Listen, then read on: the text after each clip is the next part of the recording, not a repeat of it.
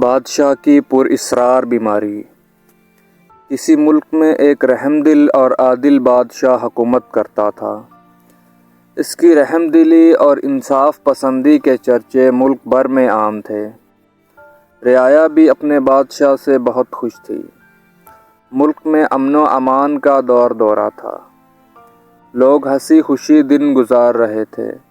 ایک دن اچانک بادشاہ کے سر میں درد اٹھا۔ درد اتنا شدید تھا کہ وہ سر پکڑ کر اپنے بستر پر لیٹ گیا۔ شاہی حکیم نے بادشاہ کی نبض دیکھی اور انتہائی تشویش کا اظہار کرتے ہوئے ملکہ سے کہا، بادشاہ سلامت کسی نامعلوم بیماری میں مبتلا ہیں۔ بادشاہ کی پراسرار بیماری کی خبر جنگل میں آگ کی طرح پھیل گئی۔ ملکہ عالیہ کی طرف سے سارے ملک میں اعلان کرا دیا جاتا ہے کہ جو کوئی بادشاہ سلامت کو اس پراسرار بیماری سے نجات دلائے گا اسے ملک کا وزیر اعظم بنا دیا جائے گا۔ وزیر خزانہ بادشاہ سے شدید حسد رکھتا تھا اور خود بادشاہ بننا چاہتا تھا۔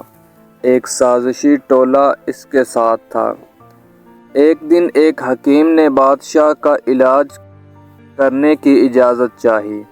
ملکہ عالیہ نے فوراً اجازت دے دی۔ جب حکیم نے بادشاہ سلامت کی نبض دیکھی تو شدید تشویش کا اظہار کرتے ہوئے ملکہ عالیہ سے علیحدگی میں جا کر کہا، بادشاہ سلامت کو کوئی پراسرار بیماری نہیں بلکہ انہیں ایسا زہر دیا جا رہا ہے جو آہستہ آہستہ اپنا اثر کرتا ہے، جس سے انسان کا دماغ ناکارہ ہو جاتا ہے اور وہ ہلنے جلنے کے قابل بھی نہیں رہتا۔ معاف کیجیے گا، مجھے تو ایسا محسوس ہوتا ہے جیسے بادشاہ سلامت کے خلاف کوئی بڑی سازش کی جا رہی ہے۔ ملکہ عالیہ نے حکیم صاحب کی بات بڑے غور سے سننے کے بعد اس کا شکریہ ادا کیا اور کہا، آپ جلد از جلد بادشاہ سلامت کا علاج شروع کریں۔ حکیم نے کہا، زہر کا اثر ختم کرنے کی ایک نایاب جڑی بوٹی ہے جو صرف کالے پہاڑوں کے دامن میں پائی جاتی ہے۔ مجھے وہاں پہنچنے میں 15 دن لگیں گے۔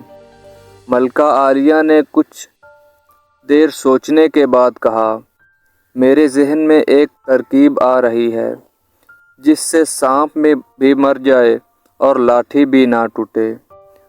کیوں نہ ہم بادشاہ سلامت کو بھی اپنے ساتھ کالے پہاڑوں کی طرف لے جائیں۔ اس سے بادشاہ سلامت کی آب و ہوا بھی تبدیل ہو جائے گی اور ہمارا قیمتی وقت بھی بچے گا۔ روانگی سے پہلے راستے میں اپنے وفادار سپاہی مورچوں میں بٹھا دیں گے۔ سازشی لوگ بادشاہ کو چند آدمیوں کے ساتھ دیکھ کر ضرور حملہ کریں گے اور جیسے ہی وہ حملہ کریں گے ہمارے سپاہی پیچھے سے ان پر حملہ کر دیں گے۔ ملکہ عالیہ، آپ کی اسکیم بڑی زبردست ہے، اس سے سازشی لوگ آسانی سے بے نقاب ہو جائیں گے۔ حکیم صاحب، سازش بے نقاب ہونے تک آپ ہمارے وفادار سپاہیوں کی حفاظت میں رہیں گے۔ انتظامات ہوتے ہی ملکہ عالیہ نے کالے پہاڑوں کی طرف روانگی کا اعلان کر دیا۔ شاہی سواری میں حکیم صاحب کے علاوہ بہت کم لوگوں کو لیا گیا تھا۔ وزیر خزانہ یہ اعلان سن کر بہت خوش ہوا اور اپنے حامیوں سے کہنے لگا، مبارک ہو، ملکہ عالیہ نے ہماری مشکل آسان کر دی۔ اب ہم شاہی سواری پر حملہ کر کے ملک پر قبضہ کر لیں گے۔ شاہی سواری آبادی سے نکل کر جنگل سے گزر رہی تھی۔ وزیر خزانہ کے ایک جاسوس نے، جو شاہی سواریوں میں شامل تھا، موقع پاتے ہی لال رنگ کے غبارے فضا میں چھوڑ دیے۔ وزیر اسی اشارے کا منتظر تھا۔ اس نے فوراً اپنے لشکر کو غبارے کی سمت میں بڑھنے کو کہا۔ تھوڑی دیر بعد ہی وزیر خزانہ اور اس کے ساتھ شاہی سواری کو چاروں طرف سے گھیرنے لگے۔ ابھی وہ ٹھیک سے شاہی سواری کا جائزہ بھی نہ لے پائے تھے کہ ان پر چاروں طرف سے تیر برسنے لگے۔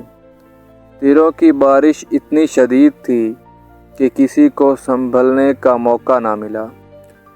شاہی فوج جو جنگل میں چھپی ہوئی تھی چاروں طرف پھیل چکی تھی۔ وزیر خزانہ بدحواسی میں ادھر ادھر بھاگ رہا تھا۔ اتنے میں سپہ سالار تیزی سے اس کی طرف آیا۔ اسے دیکھتے ہی وزیر خزانہ معافیاں مانگنے لگا۔ مجھے معاف کر دو، مجھ سے بہت بڑی غلطی ہو گئی۔ تمہاری سزا یا معافی کا فیصلہ تو عدالت کرے گی، فی الحال تو عوام کا فیصلہ سن لو۔ مطلوبہ بوٹی حاصل کر کے شاہی لشکر دوبارہ شہر میں داخل ہوا۔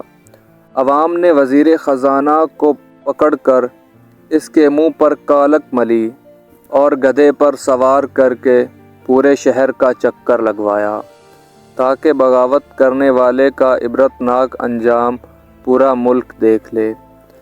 اس طرح حسد کی آگ میں جلنے والا وزیر خزانہ خود اپنے کھودے ہوئے گڑھے میں جا گرا۔